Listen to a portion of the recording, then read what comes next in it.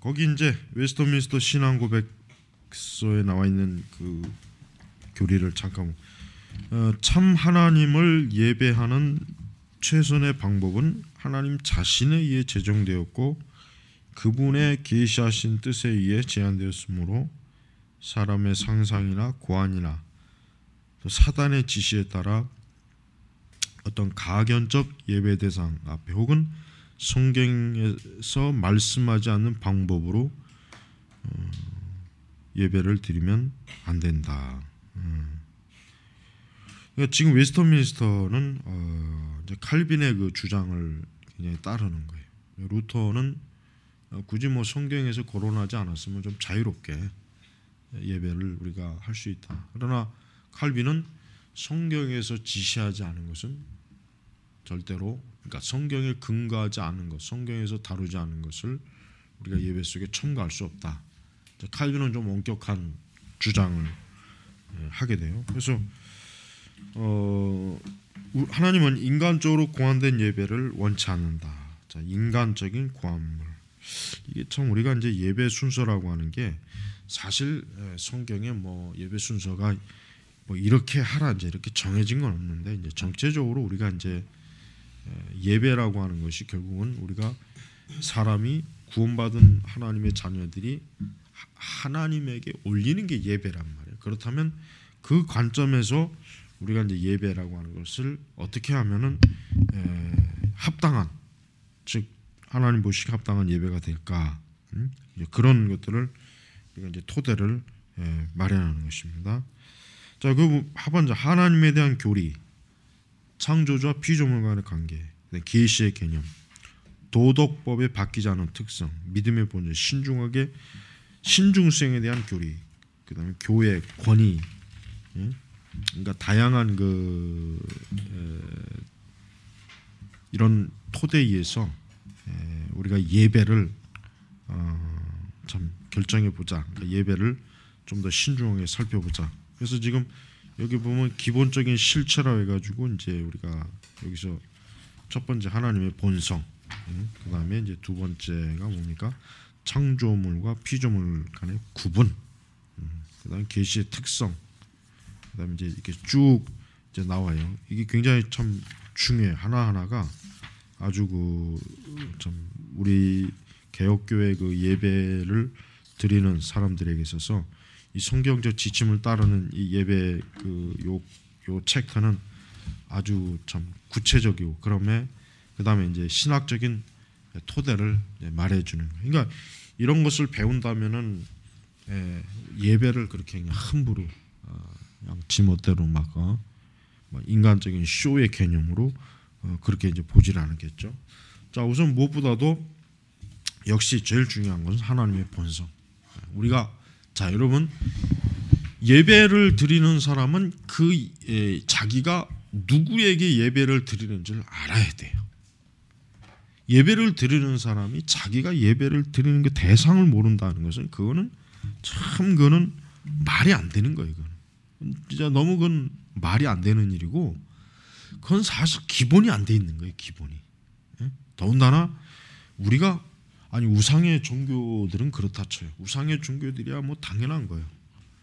우리가 뭐 부처의 속성, 뭐 부처의 공유적 속성, 비구 이런 게 어디 있어요? 불교 교리에는 이런 게 없어요. 사실 불교는 너무 그 역사적으로 흘러오면서 원래 원래 불교와 지금 불교의 차이는 너무 커요. 엄청나게 커요. 이제 크게 이제 뭐 남방 불교, 북방 불교 이제 그러잖아요. 우리나라 이제 북방 불교죠. 우리나라는 남방 불교 같은 경우는 뭐 굉장히 뭐라 그럴까 그 불교가 생활 밀착형 불교거든요. 그러니까 곳곳에 그냥 뭐 불교적인 요소들이 많고. 그러니까 나는 그래도 우리나라가 그래도 이 북방 불교가 들어온 게 그나마 다행이다. 저 남방 불교 같은 더 그냥 막 아주 저 이상한 게 들어왔으면 어땠을까 이런 생각이 가끔 들어요. 그나마 참 우리나라 불교는 좀 그래도 좀 점잖은 편이잖아요. 그러나 저 남방 불교는 봐요. 동남아시아 뭐 태국인이 뭐 이런 데 보면은 완전히 진짜 미개하고 그냥 곳곳에 막 우상이 있고 불교적인 그 요소가 막 자동차에도 달려 붙어 있고 뭐 집에도 있고 뭐 하여튼 모든 그 요소 속에 불교적인 요소가 다 들어가 있단 말이에요. 그러니까 참 이 불교도 이게 참 저런 그 우리나라 불교 같이 이렇게 좀 그나마 좀 고상한 티가 나는 점잖고 그래도 고상하잖아요. 난 그게 참 다행스럽더라고 진짜. 같은 불교라도 그렇게 차이가 크다고요. 자, 그래서 우리가 기독교에서 그래요. 하나님이 누구신가? 자, 하나님이 누구신가? 자, 하나님이 누구신가? 이거는 굉장히 평범한 질문 같지만은 이건 제일 중요한 질문이에요. 그리고 이 질문에 정확히 답을 할지 모른다면은 그 사람의 신앙은 아무리 그가 뭐 외적으로 뭐 진짜 엄청난 충성과 열심을 내도 그 신앙은 바른 신앙이 아니라는 걸 우리가 전제로 삼아야 돼요. 그러니까 지금 우리 시대는 그래요. 하나님이 누구신가에 대한 답을 할 줄 모르는 사람들이 어때요? 자기가 하나님의 자녀, 그리스도인, 그렇게 지금은 아주 뭐 거침없이 지금 드러나는 시대. 그래서 하나님은 누구신가? 그래서 우리가 이게 조직신학에서는 이게 뭐예요? 신론의 부분이에요. 신론. 조직신학이 제일 첫 번째 신론이 나오는 이유가 뭐예요? 하나님이 누구신가를 먼저 알고 나서 그 다음에 나머지 기독교 신학이 전개가 되는 거예요. 하나님이 누구신지도 모르는데 기독론부터 배우면 어떻게 해? 하나님이 누구신지도 모르는데 교회론 배우고 성령론 배우면 어떻게 하겠어요? 먼저 하나님이 누구신가? 그거를 알고 난 다음에 이제 거기서부터 모든 그 신학의 이제 이게 순서가 잡히는 거예요. 예배도 마찬가지죠. 예배도 하나님이 어떠한 분이신가? 그래야 우리가 지금 예배를 드리신 분은 어떤 분이구나 알고 뭐 예배를 드려야지. 알지도 못하고 그냥 우리끼리 좋은 예배다. 뭐 이렇게 예배를 드리면 좋겠다. 뭐 이렇게 예배 순서에 이렇게 이게 들어가면 좋겠다. 그거는 우리가 좋아하는 거고 하나님이 그러니까 예배를 받으시는 하나님이 어떠한 분이신가 그걸 알아요. 그래서 하나님 자신의 본성은 우리가 그분을 예배 드려야만 하는 방법을 결정하는 결정이라 그래요. 그러니까 하나님의 본성이 여러분 그 구약 시대 그 이스라엘 백성들이 몰록 뭐 이런 그 이방 신을 제사할 때 막 어린아이를 잡아 바치고 인신 제사 막 이렇게 드린단 말이에요. 그럼 뭘 의미하겠어요? 그 신이 속성이 어때요? 악하다는 거예요. 사람을 잡아먹는 아주 그 좀 잔인하고. 그러나 하나님이 그런 분이에요. 하나님이 그런 분이었다면은 이스라엘의 제사에도 그렇게 당연히 들어가 있겠죠. 그러나 하나님은 그걸 얼마나 혐오스럽게 여기 철저하게 막 아주 그건 뭐예요? 하나님의 성품이 어때요? 굉장히 거룩하고 거룩한 분이에요. 거룩한 분. 그러니까 거룩하지 못한 그런 어떤 죄악된 방식, 어떤 잔인하고 혐오스러운. 그러니까 여러분 이방 그 옛날 같은 이방 종교들의 그 제사라고 하는 건 굉장히 혐오스럽고 지저분하고 더럽고 잔인하고 이런 것들이 많았어요. 그러나 구약 시대의 제사는 그런 게 없어요. 그러니까 우리가 구약의 그 제사를 보면 굉장히 정결하죠. 깨끗하고 어떤 인간의 어떤 도덕적 윤리적 파괴를 요구하지 않아요. 그래서 그만큼 하나님은 어때요? 거룩하고 영광스럽고 존귀하신.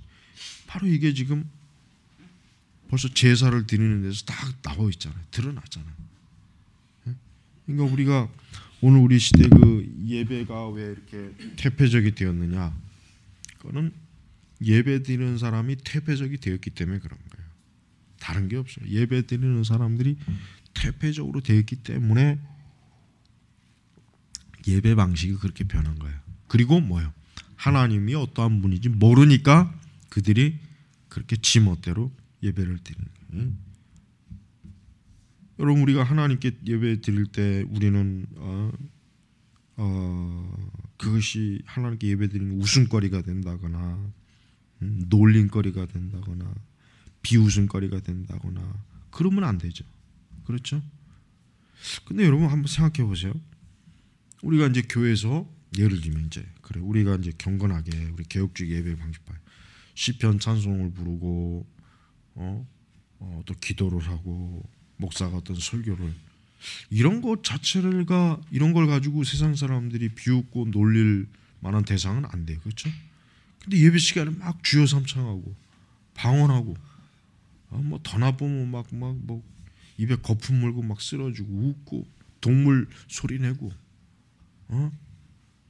또 더 만약에 뭐 찬양 부른다면서 뭐 CC 막 드럼 치고 막 뭐 부르고 예? 만약 거기다 막 진짜 뽕짝이나 막 그런 것까지도 그럼 세상 사람들이 그걸 보고 어떻게 얘기했어요? 웃죠.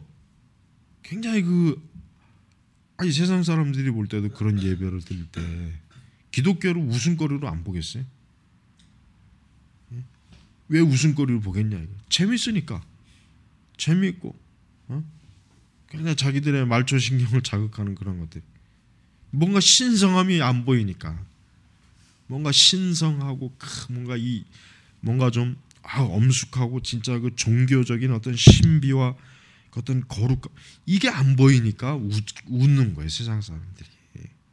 그런데 기독교 예배라고 하는 게 그런 게 보여야 되잖아요.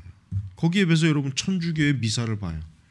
굉장히 드러나 표면적으로 봤을 때 굉장히 종교적인 어떤 좀 고상함이 굉장히 많이 보여요.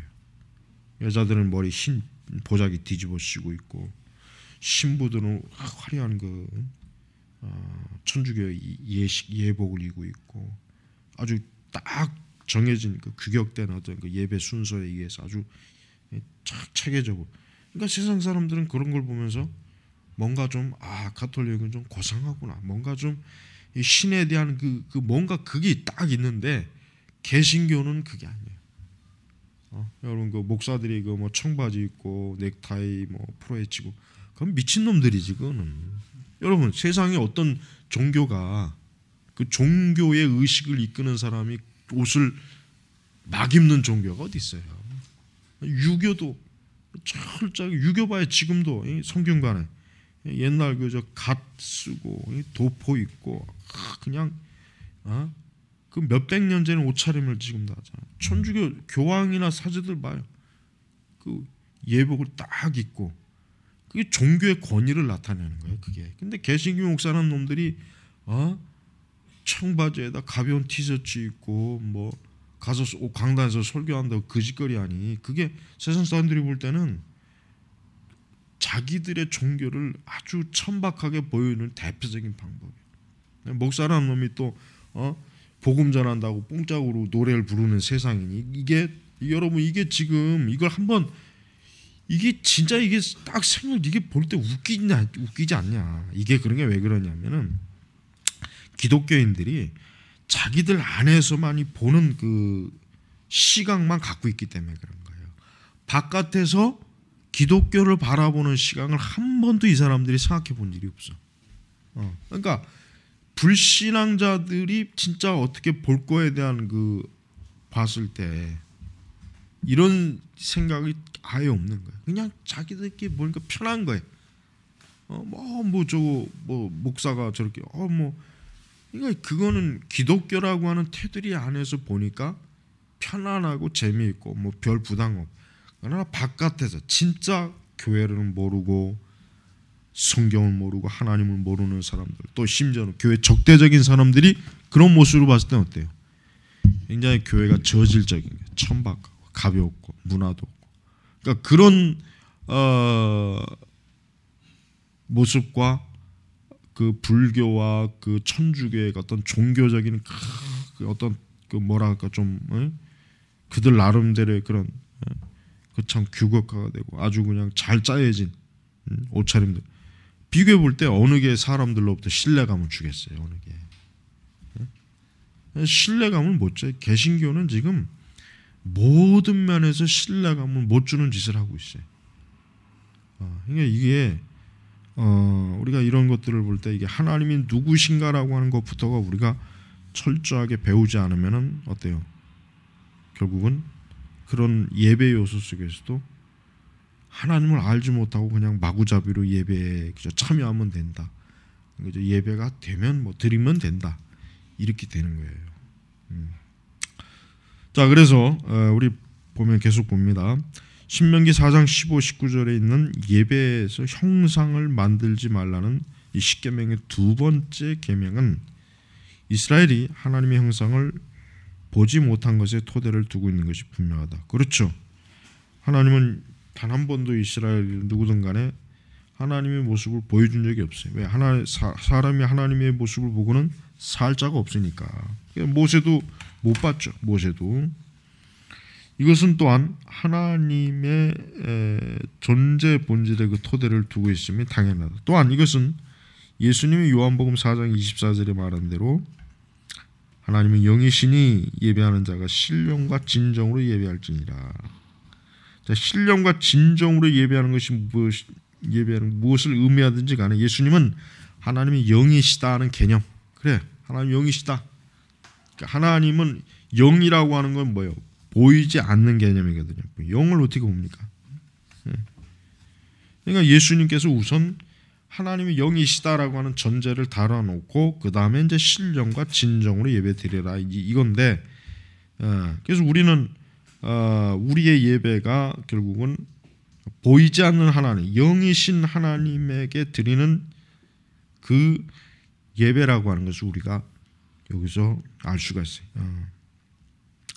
자, 새 언약 예배 방법이 여기서 새 언약이라고 하는 건 신약의 관점인데 일시적이고 과도기적이며 현실적인 율법 혹은 심지어 새 언약의 구별들로부터 파생된 것이 아니라 궁극적으로 뭡니까? 하나님 자신의 성품의 토대를 둔다는 것을 의미한다. 아시스프로는 종종 우리에게 읽혀지는 것 같이 하나님에 대한 개혁적 교리의 독특성은 바른 신학이 우리의 예배를 포함해서 우리 신학의 모든 면을 통제하는 데 있다. 여기서 말하는 바른 신학은 뭡니까? 개혁주의 신학입니다.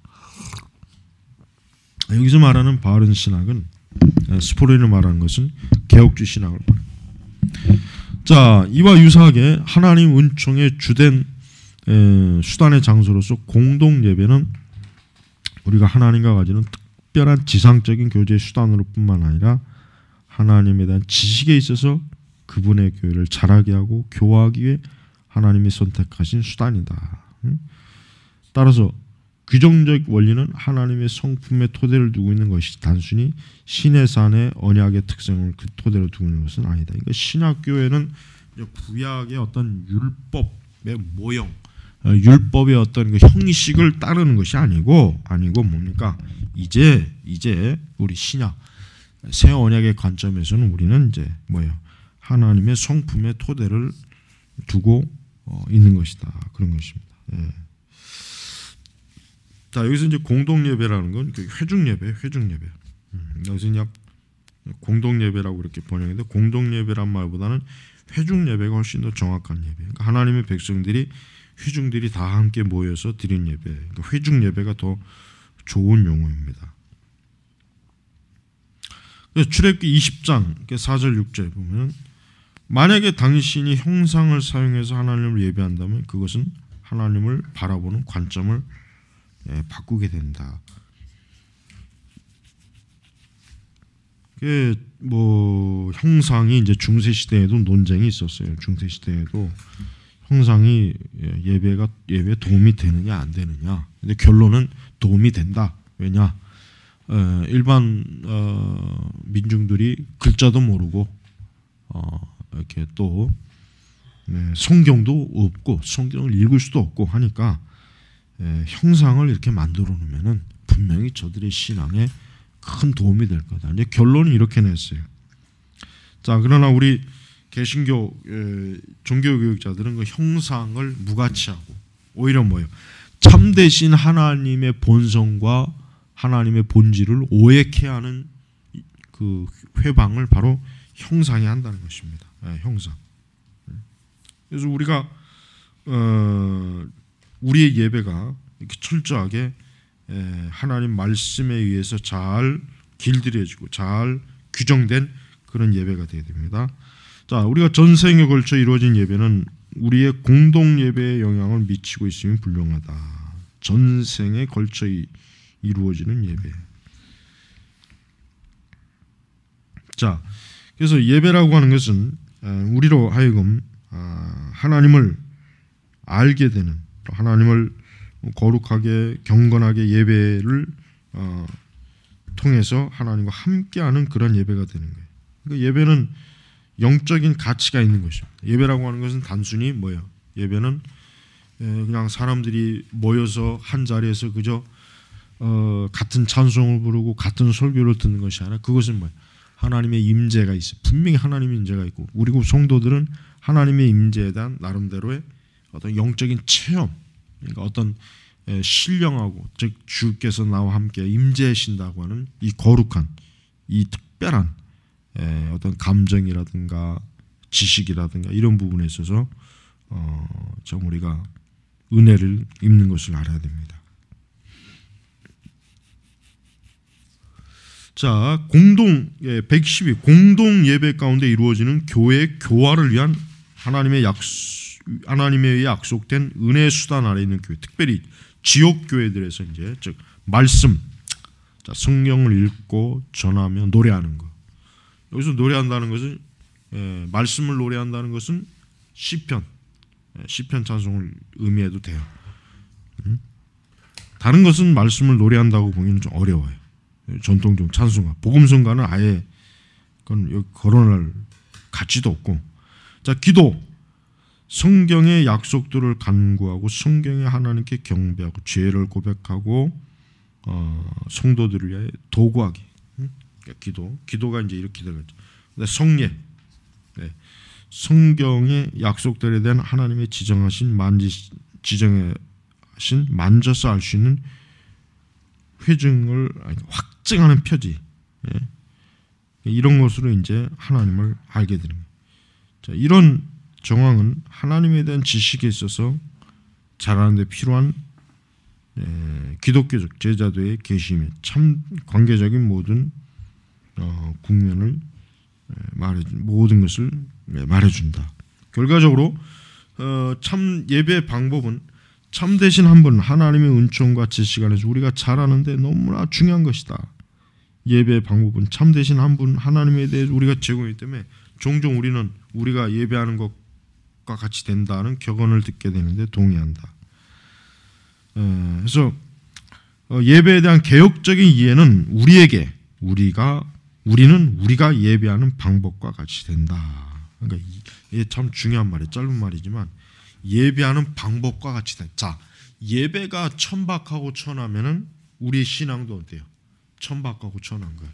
예배가 실제적인 진리가 없다면은 우리의 신앙생활도 역시 진리가 없는 채로 그냥 신앙생활을 하는 거예요.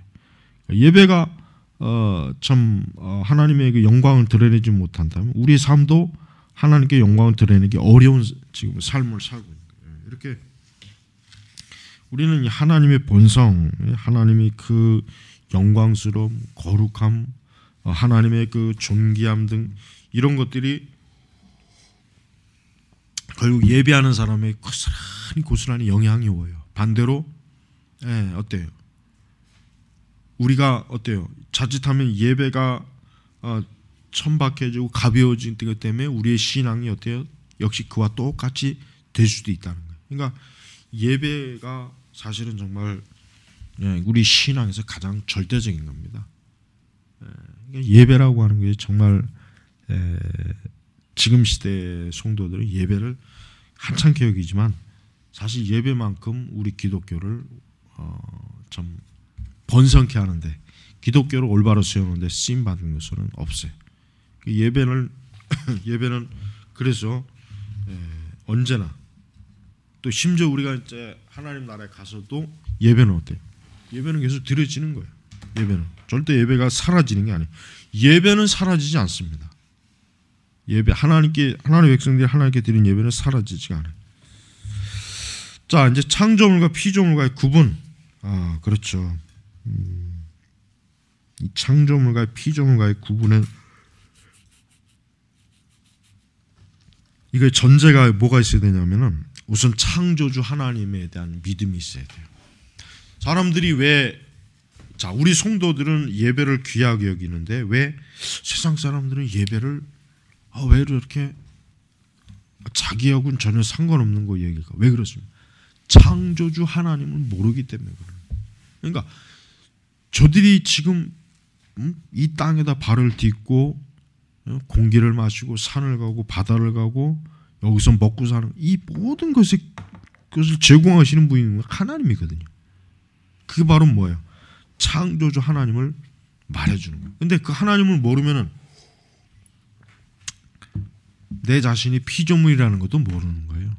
그러니까 우리가 인간이 독립적 존재가 아니에요. 우리 인간이 독립적 존재가 아니고 뭔가 모르게 의존적 존재다 했을 때 뭐가 있어야 되냐면 그럼 누구를 의존하느냐 이게 살아계신 하나님을 의존한다. 우리 그렇게 얘기하죠. 그러나 불신자들에게는 믿는 건 자기 자신밖에 없어요. 자기의 돈밖에 없는 거예요. 자기의 가족. 그러니까 이 믿는 자들의 그 피조물과 창조주 간의 구분은 예배 요소에 있어서 대단히 중요하다. 왜? 우리는 예배하는 자지 우리가 예배를 받는 자가 아니잖아요. 그렇죠? 우리는 예배하는 자예요. 그래서 하나님은 창조주다, 구원자다. 나는 그분으로부터 지음받은 자다. 그래서 요 말씀 나오네. 시편 103편. 여호와가 우리 하나님이실 너희는 알자다. 그는 우리를 지으신 지시오. 우리는 그의 것이니 그의 백성이요. 그러니까 하나님께로부터 지음받아서 하나님께로부터 우리 자신이 예배, 그러니까 먼저 하나님은 우리에게 예배를 명령했어요. 그 다음에 우리는 그 하나님께서 우리에게 명령하신 예배의 명령을 따르는 거예요. 먼저 뭡니까? 하나님 우리에게 예배를 초대한 거예요. 예배를 요청한 거예요. 요청했다는 게 아니라 예배를 명령했죠. 성경적으로 볼 때 예배는 하나님께서 사람에게 주신 특권입니다. 그걸 알아야 돼요. 예배라고 하는 것이 우리가 결정해서 우리가 하나님께 예배하자 해서 예배한 거예요. 그래서 하나님이 받아주는 게 아니라 먼저 하나님이 예배를 정하신 거예요. 그 다음에 우리로 하여금 뭡니까? 예배하라. 그리고 그것이 뭡니까? 자발적으로 예배가 되는 거예요. 그래서 창조주와 피조물 간의 예배를 알지 그 관계를 알지 못하고서는 예배라고 하는 그 가장 기본적인 것을 알 수가 있습니다. 그래서 여기서 이제 창세기 1장 하나님의 형상 나오죠. 여기 말씀 좋은 말씀 나오네요. 여호와가 우리 하나님이신 줄을 너희는 알자다. 그는 우리를 지으신 자시요. 우리는 그의 백성이니 그의 것이니 그의 것이니 그의 백성이요. 자, 이 시편 103편 3절의 말씀이 바로 뭡니까? 너희는 결국 하나님을 알아라. 하나님이 어떠한 분이냐? 우리를 지은 분이다. 그러니까 하나님이 너를 지었으니까 너는 당연히 하나님을 믿어야 되지 않나? 알아야 되지 않느냐? 지금 이거를 얘기하는 거예요. 자, 그래서 우리는 113페이지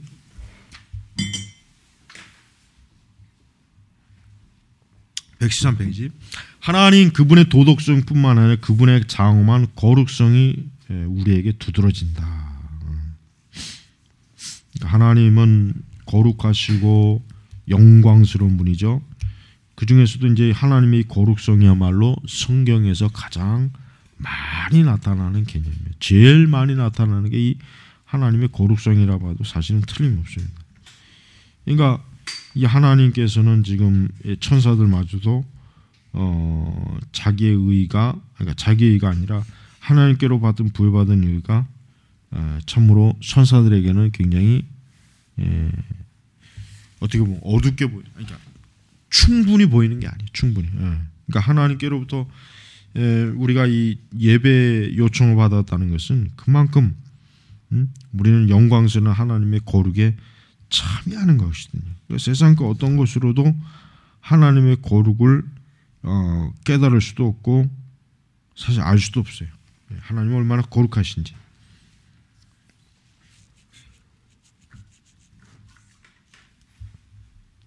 자, 그래서 여기 113페이지 말 있죠. 따라서 만약에 예배가 그분의 본성과 일치되어야 한다면, 그리고 그분의 본성은 초월적이고 무한하며 그리고 이해할 수 없는 것이라면, 우리가 어떻게 그분의 말씀을 가리키는 지침 위의 것을 따라 예배할 수 있는가? 다시 한 번 더 말하지만 하나님에 대한 우리의 교리는 예배에 대해 가지고 있는 우리 교리의 영향을 준다. 그러니까 하나님이 어떠한 분이시냐라고 하는 것을 바르게 대답하지 못하면 결국 예배에도 그 영향을 마친다. 예배도 그 영향을 받는다. 이렇게 보면 될 거예요.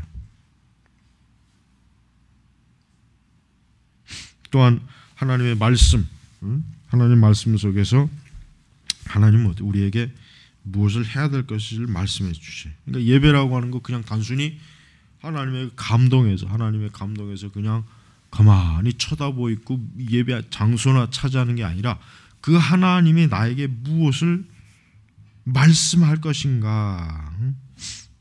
자, 웨스터민스터 회의에서 이제 언급한 거죠. 하나님과 피조물의 격차는 너무 커서 이성적인 피조물인 그들의 창조주신 하나님께 순종할 의무가 있지만 그들이 결코 그를 만족시켜 축복이나 보상을 받을 수 없고 오로지 하나님 편에서 자원하신 모종의 격하에 의해서만 가능한다. 하나님은 그것을 제도와 방식으로 제도와 방식으로 하나님은 나타나십니다. 자, 계시의 지식의 특성. 자, 계시. 예배에 있어서 계시의 개념은 중요하죠. 만약에 이제 그 예배에 있어서 말씀이 없다 하면은 여러분이 생각하기에도 그 예배가 온전한 예배가 되겠습니까? 그냥 예를 들면 멋있게 이제 의식으로 다 채우는 거예요. 말씀은 없고 멋있는 찬양, 어떤 멋있는 신앙 고백, 기도, 또 뭐 헌금, 그냥 예배가 그 순서로만 이렇게 쫙 만약에 짜여져 있다. 근데 말씀은 없다. 그럼 여러분 그 예배가 어떻게 되겠습니까? 그 예배는 정상적인 예배가 되기가 힘들어요. 어려워요. 근데 오늘날 교회가 이제 그걸 알아야 돼요. 그 설교가 성경적 설교가 아니면은 아까 말한 말씀이 없는 예배나 다를 바 없어요. 똑같다고 보면 되는 거예요. 그러니까 계시의 말씀이 순서가 없는 그 예배는 잘못된 예배예요. 똑같은 개념으로 똑같이 적용해야 되는 거예요. 성경적 설교가 아닌 예배는 예배가 될 수가 없는 거예요. 그래서 우리가 이 성경적 설교라고 하는 게 그래서 중요해요. 왜? 그게 있느냐 없느냐에 따라서 예배가 예배이냐 아니냐가 결정되기 때문에. 여러분들이 이 부분에 있어서 명확하게 좀 깨닫길 바랍니다. 몇 시에 끝나는 거예요?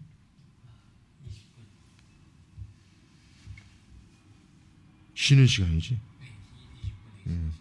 지금 아까 5분 좀 지식은 그러니까 우리가 이제 기독교라고 하는 것이 지식의 종교입니다. 기독교가 지식의 종교라는 거를 신자들이 잘 이해를 못 하더라고요. 그러니까 무슨 지식이냐? 이게 하나님을 믿는 믿음이지. 그렇지 않아요. 지식이 없으면 그 믿음도 실체가 없는 거예요. 그래서 우리가 기독교는 지식의 종교의 지식. 이 말은 뭐냐면은 하나님의 계시에 대한 지식을 우리가 알고 믿는 종교라고 하는 거예요. 그냥 아무 생각 없이 무엇인지 믿으면 됩니다라고 하는 그런 종교는 그거는 이방 종교가 그런 것이고 우리 기독교는 철저히 계시적 바탕을 둔 종교이라 우리가 계시에 대한 지식이 없다면은 그 사람은 진짜 무지한 사람이에요. 무지한. 그래서 자, 성경적 예배는 본질적으로 계시에 대한 어떤 반응을 포함한다 그랬잖아요. 성경적 예배는 본질적으로 계시에 대한 어떤 반응을 포함하는 거예요. 그러니까 우리가 하나님에 대한 그 예배를 드릴 때, 하나님에게 예배를 드릴 때 그 예배에 그냥 아무 생각도 없고 어떤 하나님에 대한 어떤 지식적 이해도 없고 그냥 맹목적으로 그냥 가만히 앉아 있는 사람들이 많아요. 그게 왜 그러냐면 그 사람들이 그만큼 어때요? 하나님을 아는 지식이 없는 상태에서 예배를 드리니까 자기에게 그 예배가 어떤 의미가 있는지를 모르는 거예요. 그 예배가 무슨 의미가 있는지. 그러니까 우리가 이제 교회 안에서도 이제 이런 중고등학교 아이들 막 예배를 지루해하고 막 이런 애들이 왜 그러냐면 모르니까 그래요. 모르니까 자기가 왜 여기 와 있어야 되느냐 그거를 알지 못하는 거예요. 이해 자체가 안 되니까 당연히 어때요? 지루해하고 재미도 없고 그냥 돌멩이처럼 자기가 그냥 여기 그냥 와 있는 거 그런 생각이 들 수밖에 없어요. 그래서 우리는 성도들이 신앙이 자라고 예배를 잘 드리기 위해서는 무엇보다도 하나님을 아는 그 지혜와 지식에 있어서 풍성하지 않으면 안 돼요. 자, 그래서 이제 그 웨스트민스터 신앙고백서에도 이제 그러니까 계시 지식이 아닌 그 자연 지식은 뭡니까? 하나님과 그의 뜻에 대한 지식이 줄 만큼 충분하지 못하다 그랬잖아요. 못하기 때문에 우리가 계시가 없는 상태에서 예배를 드린다는 건 그건 잘못된 거예요. 자, 그래서 이제 우리의 죄로 인해서 어때요? 바른 예배가 필요하다. 우리의 죄로 인해서 바른 예배가 필요하다 이거예요. 자, 그래서 웨스트민스터 그 신앙고백서 그러므로 주님께서 여러 때 여러 방식으로 이게 히브리서 1장 1절 자신을 계시하여 자기 교회를 향한 그의 뜻 선포하기를 기뻐하셨으며 보세요. 왜 하나님께서 여러 세대 여러 다양한 방식으로 왜 계시하셨겠나? 왜 그것이 교회 즉 하나님의 교회 그리고 이제 앞으로 그리스도의 구속의 성취로 인해서 세워질 교회에 필요하기 때문에 그렇지 않다면은 그냥 구약의 제사로 만족해도 돼요. 굳이 그냥 구약의 제사로 그냥 하나님을 예배한다, 섬긴다 해도 별로 그렇게 잘못될 리는 없어요. 그러나 하나님께서는 뭡니까? 우리의 죄를 구원하시고 그 죄에서 우리를 건지셔서 우리를 새로운 주의 백성으로 삼으시고 그들에게 뭐야? 하나님을 아는 지식을 가르치는 거예요. 그들에게 그것을 깨우치는 거예요. 그래서 어때요? 그들 하여금 그걸 통해서 하나님께 올바른 예배를 드려라. 그게 바로 이제 히브리서 1장 1절이 말하는 의미는 그것입니다. 그러니까 왜 굳이 그냥 구약 시대 동물을 잡고 희생 제물로 예배하는 방식으로 해도 하나님이 받으시는 예배라면은 굳이 그거로 그냥 됐다면은 신약에서도 그거로 하지 왜 굳이 왜 신약에 와서 예배 방식이 바뀌었단 말이에요. 신약에서는 더 이상 구약 시대의 그 어때요? 동물의 희생 제사를 드리고 잡고 피 흘리고 이런 번제와 제사 이런 게 싹 폐지된 거예요. 왜 예수님이 완성? 그러면 이제 뭡니까? 그러면 바로 신약은 뭐예요? 바로 하나님께서 그와 같은 것을 하신 것을 이제는 지식으로서 어때요? 예배 시간을 통해서 가르치고 배우는 거예요. 그게 예배의 본질이에요. 그러니까 우리가 하나님의 말씀에서 우리가 지식이 없는 설교는 위험한 설교. 그냥 단순히 그냥 열광적으로 열광주의에 빠진 그냥 소리나 빽빽 질러대고 저기 그 연세 그런데 그건 뭐예요? 맨날 그냥 소리나 빽빽 질러대잖아요. 툭하면 호통치고. 근데 그거는 하나의 사람을 쇠뇌시키는 것이지 그게 지식의 예배는 아니거든요. 그냥 사람을 어떤 하나의 계속 그 목적을 가지고 세뇌시키고 주입시키는 것은 되겠지만은 하나님의 백성들을 지식을 증가시키는 즉 하나님에 대한 더 풍부한 것을 알게 하는 지식은 그런 설교를 가지고는 안 되는 거예요. 그러니까 그런 설교를 절대 목회자들이나 신학생들이 본받아서는 안 되는 설교예요. 위험한 설교로 위험한 설교. 나중에 우리가 이제 개혁주의 설교학을 배울 때도 이제 자세하게 하겠지만은 우리의 예배 속에서 우리의 구원을 이해하고 하나님을 바르게 알려주고 하는 이러한 것이 없다면은 그 예배는 올바른 예배가 아니라는 걸 우리가 알아야 됩니다. 그래서 우리는 그 예배 속에서 자 하반절 하나님의 백성은 예배에서 어때요? 들음으로 말씀, 그다음 믿음으로 그렇죠. 그 말씀을 듣고 믿음의 반응, 그다음에 어때요? 찬양, 경배, 고백, 감사 등을 통해서 반응한다. 그렇죠. 바로 이 모든 게 결국은 뭡니까? 하나님께서 우리를 위해서 무엇을 하셨다, 어떤 일을 성취하셨다, 이루셨다에 대한 어때요? 감사하는 거예요. 감사. 하나님에 대한 영광스러운 감사로 나타나는 거예요. 그렇기 때문에 찬양이 나타나는 거고. 그래서 맨 밑 마틴에 대한 다음과 같은 설명 중반절 회중 예배의 독특한 특성은 뭐예요? 계시와 반응의 두 박자리 됩니다. 즉 하나님의 말씀, 그다음에 거기에다 믿음의 반응, 그 믿음의 반응 속에 찬양도 있고 경배도 있고 고백도 있고 감사도 있는 거예요. 그 두 가지. 하나님은 말씀하시고 우리는 대답한다. 하나님은 행하시고 우리는 받아들이며 나눠준다. 하나님은 주시고 우리는 받는다. 그러니까 예배라고 하는 것은 이렇게 철저하게 하나님께서 우리를 위해서 행하신 것, 우리는 하나님이 우리를 위해서 행하신 것에 대한 감사, 적극적인 우리의 신앙의 표현, 굉장히 능동적이죠. 수동적인 게 아니랍니다. 또 이제 두 번째 계명은 결국은 하나님이 아닌 다른 우상을 우리가 예배 속에서 세우면 안 된다는 거죠. 하나님이 아닌 다른 우상을 예배 속에서 세우게 될 경우에는 결국은 심각한 예배 타락이 오는 거예요. 즉 그 예배가 결국은 우상을 결국 우상 두 번째 계명 우상을 만드는 것뿐만 아니라 뭐예요? 참 대신 하나님을 예배하는 데서 형상을 사용하는 것, 그리고 하나님을 예배하는 데서 금지된 것들을 도입하는 것뿐만 아니라 명령되지 않고 정당한 이유가 주어지지 않은 것까지도 금하는 거죠. 그만큼 우리의 예배 속에는 개혁주의 예배는 굉장히 엄격해요. 개혁주의 예배는 그냥 우리 사람들이 좋아한다, 그냥 사람들이 괜찮아한다.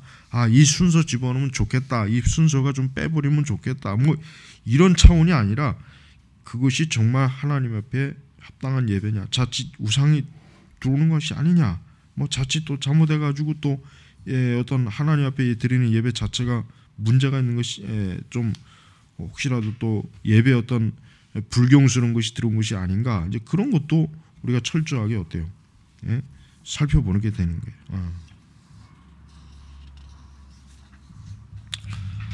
자, 그래서 116페이지 상반절 로버트 댐니가 신약을 우상 숭배를 타파하려고 의도된 책이다, 이렇게 이제 얘기하죠. 이렇게까지 얘기했다.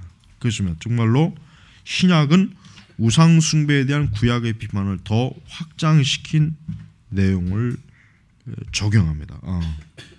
그만큼 신약은 뭐예요? 하나님에 대한 더 구체적인 모습을 보여줘요. 누구를 통해서요? 예수님을 통해서 보여주잖아요.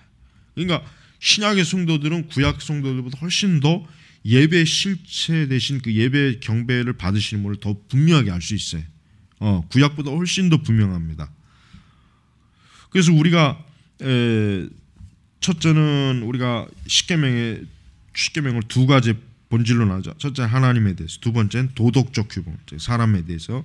근데 우리는 이 예배 속에서 이 첫 번째 명령, 이 첫 번째 즉 하나님에 대한 절대적인 숭배, 그러면서 우상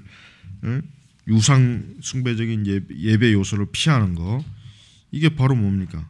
우리 신약이 더 하나님 앞에 온전하게 드리는 데 있어서 신약이 추구하는 본질이에요. 본질. 그래서 신약 시대의 성도들은 구약 시대보다도 훨씬 더 예배에 있어서 어떻습니까? 훨씬 더 명확한 실체를 알 수 있어서 좋아요. 예배드리기가 훨씬 더 좋은 거예요. 그런데도 신약에서 만약에 신약 시대 성도들이 예배를 구약 시대 신자들보다 더 못한다면 어떻게 돼? 그럼 정말 너무 큰 문제가 되는 거예요. 아니 우리가 더 많은 계시의 빛을 받고 하나님에 대해서 그리스도를 통해서 더 많이 알게 되고 더 온전하게 아는데, 아니 우리가 구약 시대보다도 더 우리가 그 제사에 비해서 예배가 현찮다면, 만약에 예배가 엉망진창이 돼버리고 잡순물이 들어가 있고 인간의 오락과 쇼도 막 들어가 있고 막 그냥 오만 가지 것들이 예배 시간에 막 들어가 있다면은 우리가 구약 시대 성도들보다 더 나을게, 구약 시대의 성도들과 비교했을 때 과연 그 많은 혜택을 입으면서도 이 정도밖에 안 되냐, 그럴 수밖에, 그런 책망을 들을 수밖에 없는 거예요. 그래서 예배 요소는 뭐예요? 하나님 자신에 의해서 제정돼야 된다. 그렇습니다. 하나님 자신에 의해서 예배된다. 자, 다섯 번째, 믿음의 본질입니다. 믿음의 본질. 예배에 대한 개혁적 접근의 또 다른 중요한 건축 토대는 계시와 지식에 관련된 성경적 가르침에 연관되어 있다.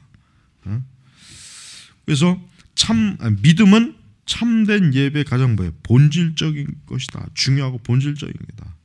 예배의 요건들은 참된 믿음의 실행과 조화를 통해서 어때요? 이루어지는 거죠. 이루어지는 거죠. 본질적으로 믿음은 하나님의 계시, 특별 언약에 대한 그분의 계시적 언약에 대한 약속에 대한 그분의 계시에 대한 믿음의 반응. 그래서 여기 계속 나와 있죠. 웨스터민스터 신앙고백서. 그리스도인은 그 안에서 말씀하시는 하나님 자신의 권위 때문에 말씀에 계시된 모든 것을 참되다고 믿고 그 모든 구절의 내용에 따라 다르게 행동하는데 명령에는 순종하며 위협에는 두려워 떨며 선세와 내세의 약속들을 받아들인다. 그러니까 이와 같은 이 신앙고백서에서 말하는 게 결국 뭐냐? 우리의 예배의 기본 토대예요. 우리가 만약에 하나님 믿을 수 없다, 하나님 말씀을 신뢰할 수 없다, 그러면 끝나는 거예요. 그러면 뭐 우리의 예배라고는 아무 의미가 없어요. 드리는 쪽에서. 그러나 우리 성도들이 우리가 하나님을 신뢰하고 그분의 말씀을 신뢰하니까 그분이 말씀에서 계시한 모든 것은 참되고 금지한 것은 우리가 금해야 되고 명령한 것은 순종해야 되고, 또 이제 가장 중요한 내세와 현세에 대한 이 하나님의 약속들을 진지하게 받아들이는 거예요. 이게 바로 예배 속에 있어야 되는 거예요. 그래서 히브리서 우리 11장에 있는 믿음이 없이는 하나님을 기쁘시게 못하나니, 이게 예배 속에 포함되는 거예요. 믿음이 없이 드리는 예배는 그건 예배가 아니에요. 그러면 여기서 말하는 믿음은 무엇에 대한 믿음이냐? 이거 계시에 대한 믿음이에요. 계시에 대한. 그러니까 예배라고 하는 게, 예배 참여하는 사람이 단순히 예배 시간에 뭐 순서를 따라 뭐 성경 봉독을 하고 찬송을 하고 설교 들었다 거기서 끝나는 것이 아니라 뭡니까? 내가 정말 살아계신 하나님을 믿고 그 말씀의 권위를 인정하는 사람이 믿음으로 그 사람이 하나님을 기쁘게 하는 건데, 그렇지 않다면 뭐예요? 믿음이 없이는 하나님을 기쁘시게 못한다는 겁니다. 믿음이 없이는. 그러니까 계시적 믿음이 없으면은 하나님을 기쁘시게 할 수가 없어요. 우리가 단순히 하나님을 기쁘게 한다는 게, 내가 예배 시간 참여했다, 나 40일 기도에 다 도장 찍었다, 뭐 나 특별 새벽 기도에 다 나왔다, 빠지지 않고, 또 뭐 내가 예배를 아침부터 저녁까지 잘 드렸다, 이게 아닙니다. 내가 진짜 하나님의 계시의 말씀을 믿고 그 말씀에 내가 순종하고 또 그 말씀에 내가 근거한 믿음 생활을 하며 예배를 드리냐, 이게 바로 하나님을 기쁘시게 하는 거랍니다. 그런 믿음이 있는 사람이 뭐예요? 하나님을 기쁘게 하는 거예요. 그래서 로마서 14장 23절 거에 나오죠. 믿음으로 쫓아 하지 않은 게 뭐예요? 죄다 이거예요. 믿음으로. 내가 하나님의 계시적 말씀을 믿지 않으면서 뭘 했을 때면 결국 그러면 뭐 당연히 죄밖에 나올 수 없죠. 바로 나오죠. 제가 한 말, 하나님의 계시에 순종적으로 반응하지 않는 예배를 통해서 하나님은 기쁘게 되실 수가 없다. 그래서 분명하게도 자명하게도 그런 예배는 신실하지 못한 예배. 따라서 우리는 이런 신실하지 못한 예배는 하나님 앞에 위선입니다. 위선.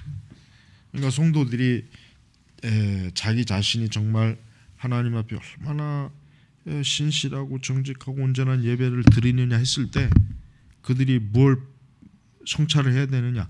내가 하나님의 계시의 말씀을 얼마나 바르게 정확하게 믿고 있느냐. 여기에 따라서 어때요? 그 사람의 예배가 신실한 예배냐 신실하지 못한 예배냐가 결정이 되는 거예요. 이게 중요하죠. 그래서 오늘날 우리는 이 믿음이라고 하는 것을 너무 이상하게 해석해버리죠. 능력, 은사, 하나님의 표적, 어떤 가시적인 그 말씀에 의한 축복, 이거 전부 다 믿음을 여기에다 다 연관이 시키니까 진짜 신자들이 예배 드릴 때 엉망인 거예요. 엉망. 영적 상태가 굉장히 불안정하고 엉망이라 그 예배가 과연 정말 올바른 예배를 할 수 있느냐라고 참 우리가 그렇게밖에 여길 수 없는 거예요. 자, 여섯 번째는 신중함에 대한 교리. 성경은 우리가 예배에 있어서 신중해야 된다. 이 신중해야 된다는 게 뭐예요? 조심성이 있어야 되는 거죠. 조심성. 이 조심성이 없는 예배가 지금 유행하죠. 예배를 좀 아름답게 멋있게 좀 뭔가 좀 감상적이면서 사람들이 좀 뭔가 감동을 받고 어떤 그런 그렇게 예배를 그냥 막 아기자기해 또 예배를 좀 어떻게 하면 최대한 화려하게 좀 또 꾸며보고 모든 사람들이 예배를 통해서 감동을 받고 그러니까 예배를 그렇게 하는 거는 그건 신중함이 없는 거예요. 신중함이 결여된 거예요. 그러니까 우리는 이 예배에 대해서 신중해야 됩니다. 이 예배 자체에 대한 최대한 조심스럽게. 그래서 구약 시대 그 제사장들이나 레위 지파들이 하나님의 그 정한 그 순서와 규칙과 규례대로 아주 정확하게 그들이 그 적재적소에 딱 그 예배 하나 그 제사할 때 그들이 자신들의 직무를 책임지고 행동하잖아요. 마찬가지예요. 목회자들부터가 이 예배를 신중하게 잘 올바로 바르게 예배를 드릴 때 회중들도 따라가는 것이고 예배에 대한 그 회중들의 마음이 어때요? 진지하게 되는 거예요. 목회자들이 예배를 가볍게 또 불성실하게 또 예배를 그냥 진지하지 못하게 조심성 없게 예배를 대하면 성도들도 고스란히 그렇게 따라가요. 그들도 똑같아. 똑같아. 그래서 우리는 예배라고 하는 것이 얼마나 어때요? 이 세상에서 최고의 정말 중요한 하나님의 시간, 의식. 예배가 얼마나 우리가 참 신중해야 되느냐라고 하는 것은 이거는 정말 우리가 아무리 강조해도 이건 지나친 것이 아니에요. 자, 그래서 여기 보니까 자, 첫째, 우리는 하나님을 예배하기에 지음받았다. 그렇습니다. 하나님, 왜 사람이 존재하느냐? 왜 사람이 존재하느냐? 가장 정확한 하나님께 예배하기 위해 지음받았다. 그러니까 역으로 얘기하면 예배하지 않는 사람은 뭐예요? 지금 그 하나님이 그 사람을 이 세상에 지은 목적을 완전히 상실한 사람. 그러니까 인생의 실패자예요. 낙오자예요. 그러니까 하나님은 뭐 이 세상에서 뭐 많은 업적, 뭐 위대한 장군, 뭐 정치가, 뭐 발명가, 뭐 사업가, 세상은 이런 사람들 위대하다고 막 칭찬하고 떠받들죠. 그러나 하나님은 뭡니까? 하나님을 예배하는 사람을 하나님은 온전한 사람 보는 거예요. 그만큼 예배라는 건 사람을 온전하게 해주는 거예요. 사람이 예배를 안 드리면 그 사람은요 인간의 그 고유한 가치가 어때요? 상실이 되는 거예요. 상실. 여러분 우리가 예배를 아주 귀중하게 여겨야지 예배를 한참게 여기는 건 큰 문제입니다. 두 번째 뭡니까? 공동예배, 회중예배는 전생에 드려지는 우리의 예배 높은 수준에 제시되고 우리가 신중함을 가지도록 책임한다. 그러니까 우리는 우리가 힘이 있을 때, 우리가 온 우리의 마지막 힘을 다했을 때요, 우리는 하나님 앞에 예배하는 것으로 우리의 삶을 온전하게 해야 돼요. 세 번째, 하나님이 신령과 진정으로 예배하는 자들을 찾으신다는 것은 예배자들이 되기를 원하는 모든 사람에게 그들 자신이 신중하게 신령과 진정으로 예배드리는 것으로 나아가는 방법에 익숙해질 강하게 요청한다. 네 번째는 하나님의 예배에 있어서 부지한 자들의 그들의 아무리 신실하게 보인다 할지라도 그들에게 위험할 정도로 엄격한 엄해한 이분이다. 예배에 부주의한 것은 안 돼요. 예배에 부주의하다는 건 뭐예요? 예배를 존중하지 않는 거예요. 예배를 그냥 장난처럼, 예배를 그냥 하찮게, 예배를 그냥 뭐 대충 뭐 드려도 좋고 안 드려도 좋고, 기분 좋으면 예배 나오고 기분 나쁘면 예배 안 나오고, 이런 사람들도 많거든. 그런 사람들도 많아요. 우리 교회는 그런 사람은 없지. 그러나 일반적으로 그런 사람들이 의외로 꽤 많아요. 자기가 기분 좋을 때 예배 나오고, 뭐 기분 나쁘면 안 나오고. 그러니까 자기 편의대로 예배라고 하는 것이 절대적인 게 아니라 그냥 내 편의에 의해서 언제든지 예배는 들락달락할 수 있는 이런 생각을 가지고 있는 사람들이 많다는 거 조심해야 된다. 그들은. 그래서 개혁적 전통은 특별히 예배에서 파멸에 이르는 길은 좋은 의도나 목적들로 포장되어 있다는 것을 의도한다. 그렇죠. 이 말이 뭡니까? 우리가 좀 더 하나님을 더 영광스럽게 예배드리자 해서 거기에 다른 것, 즉 우상 숭배적인 것과 또 예배에 불필요한 것들을 막 뭐 순서를 집어넣고 뭐 쇼를 하고 더 재미있게 하고 또 뭐 더 사람들이 예배에 많이 참여할 수 있도록 더 개방적인 예배를 드리고 더 기준을 낮추고, 그래서 모든 사람들에게 막 일단 오픈 열린 그런 예배라고. 그러니까 의도는 아마 더 많은 사람들이 하는 게 예배를 올리기 위해서. 의도는 좋지만 실제는 그게 뭐예요? 그게 파멸로 가는 지름길. 파멸로 가는 지름길이라고. 그러니까 내가 의도가 좋다고 해서 좋다는 생각 가지면 안 돼. 아까 뭐 우리 요즘 그래요. 의도. 그 트로트로 노래 부르는 사람의 의도는 참 진지한 거예요. 그 사람이 애시당초 때 그런 고민도 안 했다면은 뭐 그런 짓을 할 일도 없죠. 어떻게 보면 의도는 굉장히 진지한데 그 방법 자체가 사실은 정말 그건 잘못된 거거든요.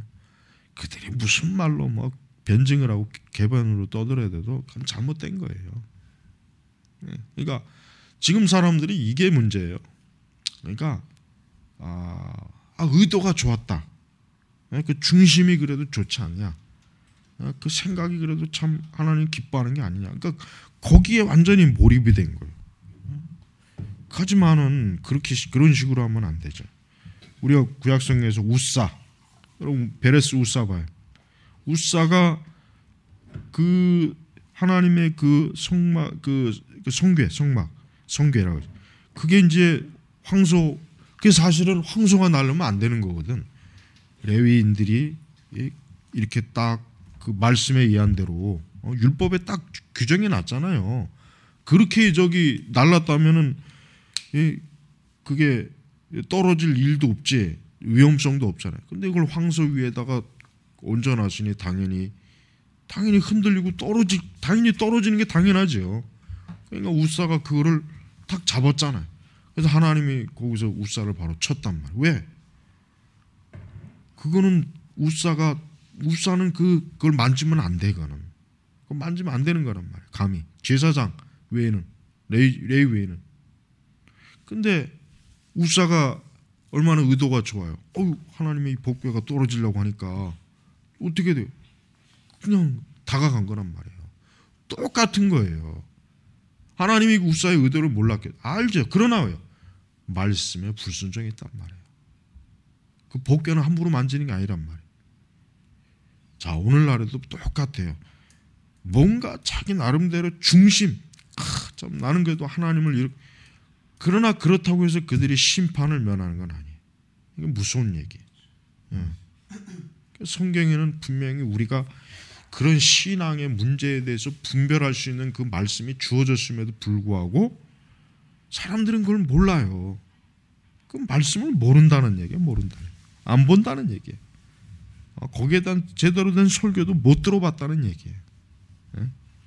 그러니까 아무리 의도가 좋다고 해서 하나님이 봐주지는 않습니다.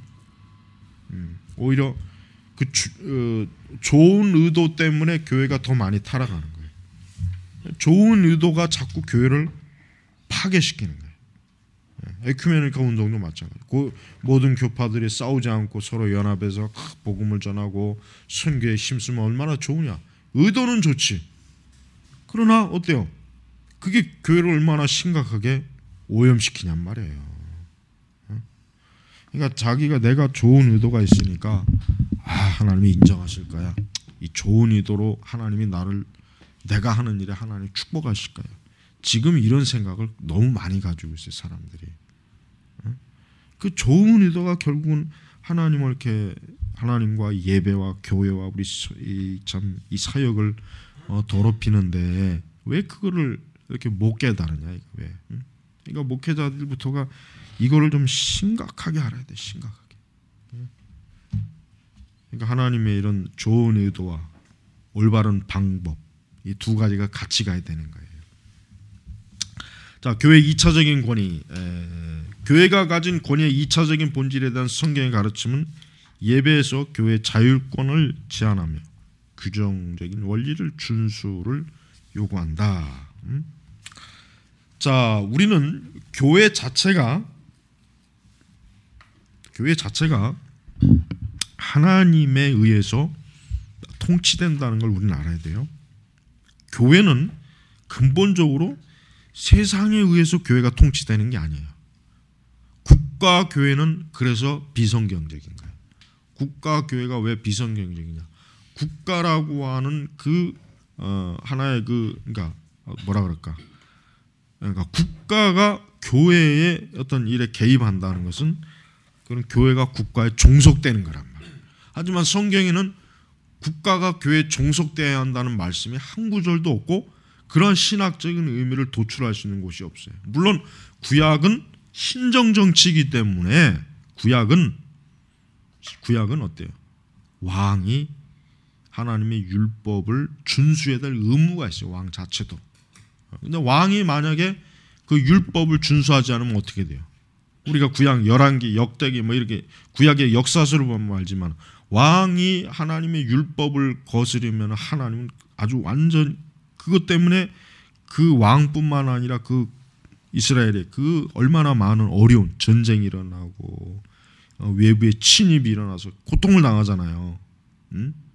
그러니까 구약 시대 그 신정 정치하고 신약의 신정하고 헷갈리면 안 되는 거죠.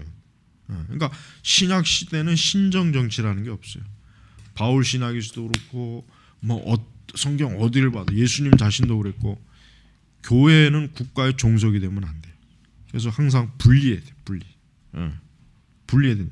그리고 교회는 철저하게 하나님의 법에 지배를 받는 것이 교회예요. 그래서 여러분이 목회자들은 교회 문제가 생기면은 항상 성경에 이 문제를 어떻게 처리하고 돼 있나, 성경에 이러한 일에 대해서 하나님은 어떠한 방식으로 처리하라고 하셨나, 성경을 봐야지 세상 법률을 보는 게 아니죠.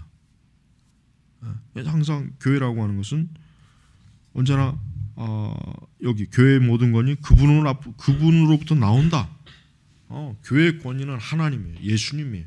그분이 법이에요. 그분의 말씀이 법이라, 규칙이 원리라고. 그러니까 거기에서 어때요? 거기서 벗어나면 안 되는 거예요. 거기서 할 때부터 교회는 어떻게 됩니까? 하나님에게서 어때요? 돌아선 거예요. 그리스도의 통치를 안 받는 거예요, 안 받는 거예요. 아주 문제가 커지겠죠. 커지겠죠.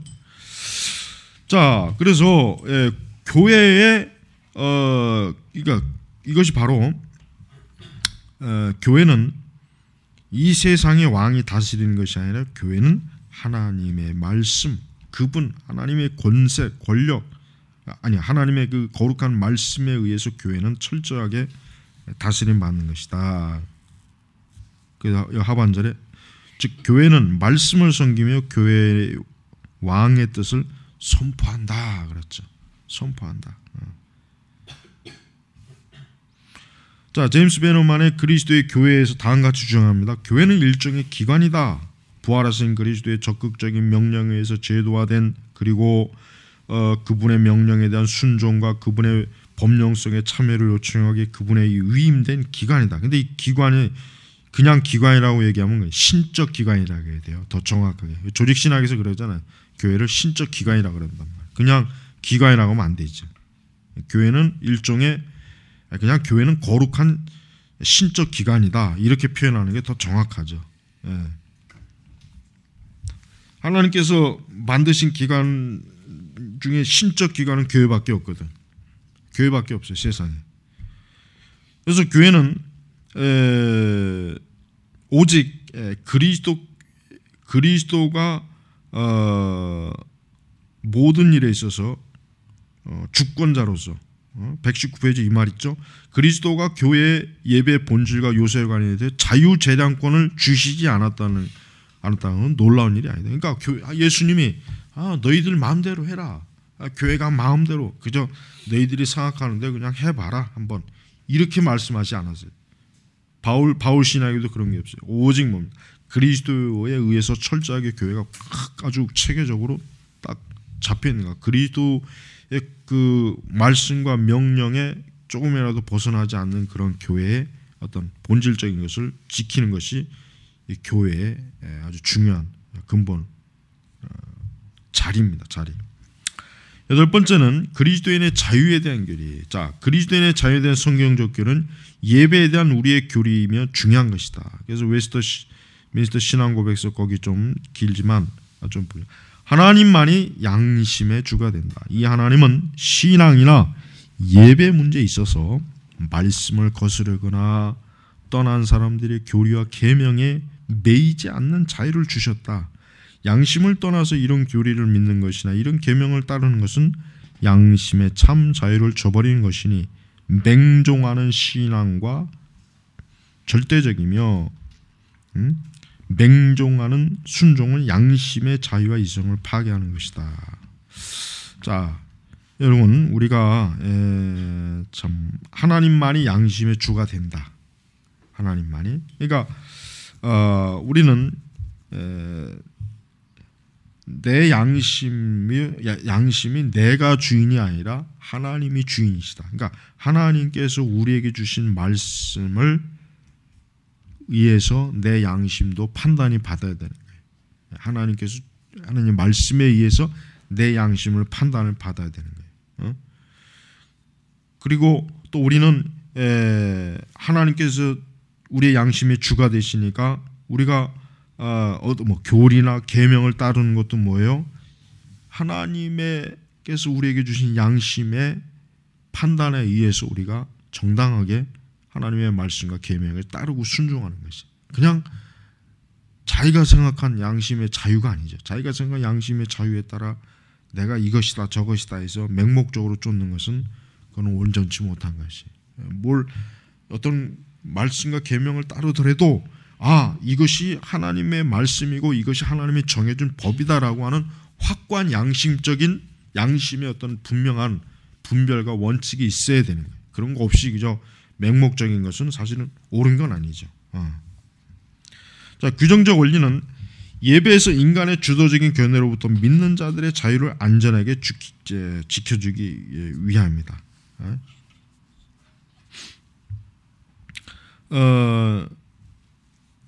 우리는 예배라고 하는 것 자체를 우리가 사실은 강제할 수는 없어요. 그러니까 예배 자체를 우리가 사람들에게 당신은 예배 안 드리면 벌금 10만 원. 그러니까 사실은 옛날에 청교도 시대 때나 이제 종교개혁 제네바에서도 그렇지만은, 그러니까 청교 뉴잉글랜드 시대도 그랬죠. 예배를 고의적으로 안 드린다거나 회피하면 이제 벌금을 매기고 어떤 법적인 제재도 가했어요. 그런 시대도 있긴 있었어요. 그러나 그것은 사실은 그렇게 올바른 건 아니죠. 아까 우리가 이제 여기 신앙 고백서에서도 그랬지만은, 그러나 그것은 사실은 썩 바른 건 아니에요. 그거는 그 사람의 양심의 자유를 침해하는 것이거든. 엄밀히 얘기하면. 그러니까 우리가 예배를 뭐 기독교 신앙을 반강제적으로 법으로 막 이렇게 해서 그건 될 문제는 아니에요. 그것은 성령의 방식이 아니에요. 오히려 우리는 그것보다는 어때요? 오히려 그런 이들이 하나님의 즉 하나님의 신적인 거룩한 교리와 계명을 통해서 그들의 행동이 잘못되었다는 걸 깨닫게 해야 돼요. 깨닫게. 법으로 그들이 끝까지 그거를 거부한다 했을 때 어쩔 수 없어요. 그건 그들이 자유예요. 그들이 자기가 가진 양심으로 그렇게 생각하고 있으니까 그건 어쩔 수 없는 거예요. 그러나 그들 스스로는 사실 하나님의 법을 어기고 있는 거지. 어기고 있는 거. 그래서 우리는 하나님 앞에 드리는 이 예배와 이런 예배 방식이 하나님이 기뻐하시는 참 말씀과 계명에 합당해야 되고 또 그것을 따르는 인간의 양심도 거기에 역시 철저하게 일치된 마음을 가지고 있어야 돼요. 다음은 이제 참된 경건의 본질. 참된 경건의 본질.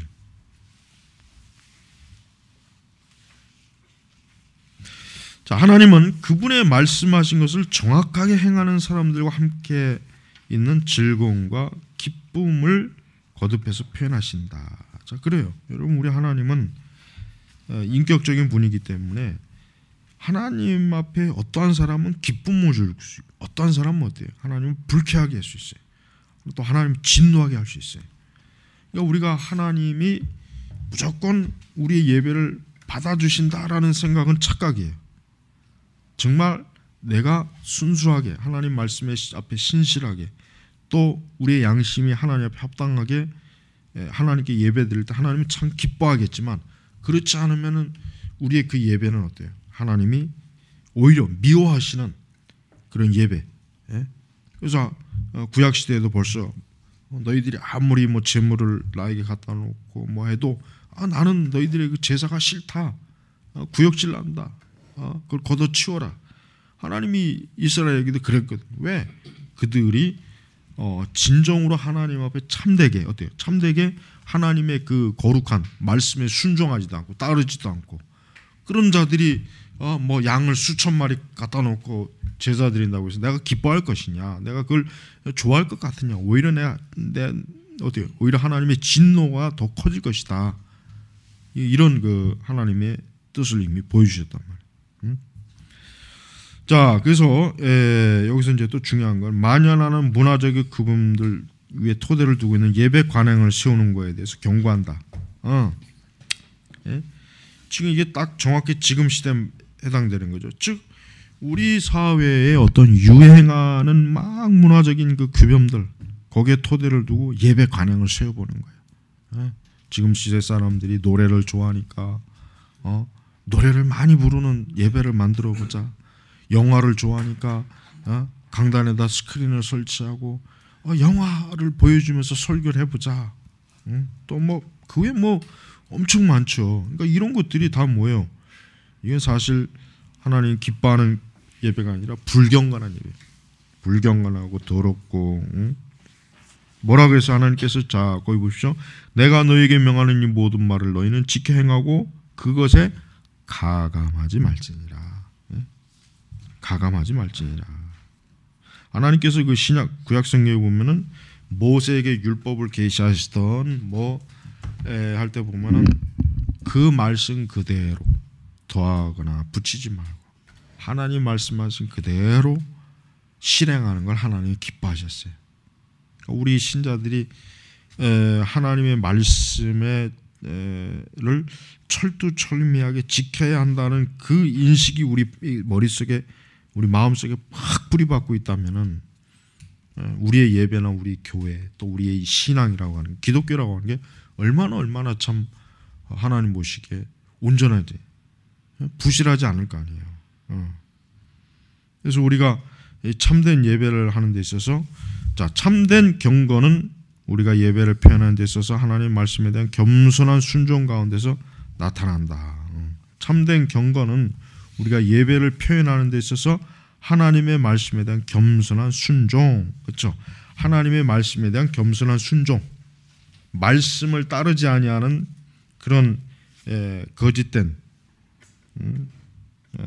겸손을 가장한 위선의 순종은 하나님이 기뻐하지 않습니다.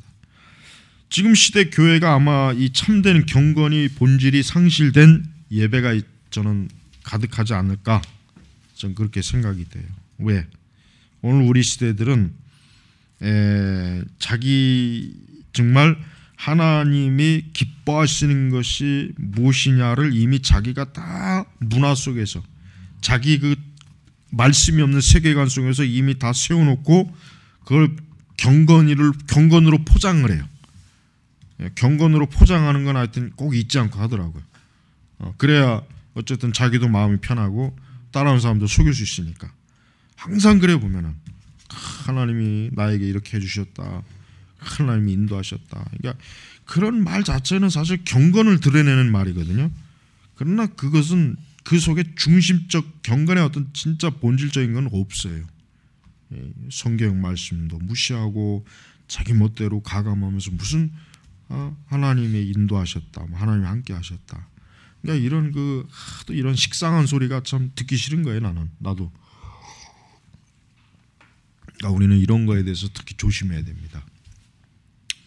자, 우리 10번째는 우리 다음 시간에 하고 참 기도합시다. 하나님 아버지, 저희가 참 배워야 될 것이 많고 알아야 될 것이 너무 많습니다. 오늘날 같이 이렇게 어그러진 세대에서 주의 일을 하는 게 얼마나 어렵든지 주여, 주께서 우리를 도우시고 인도하셔서 우리의 사역의 앞길을 주님이 지켜주시고 보장해 주시고 축복하셔서 주님의 영광이 드러나게 하옵소서. 오늘 하루도 감사하며 우리 모두를 주의 축복과 은총 속에 인도해 주시기를 원합니다. 예수 그리스도의 이름으로 기도 올렸습니다. 아멘.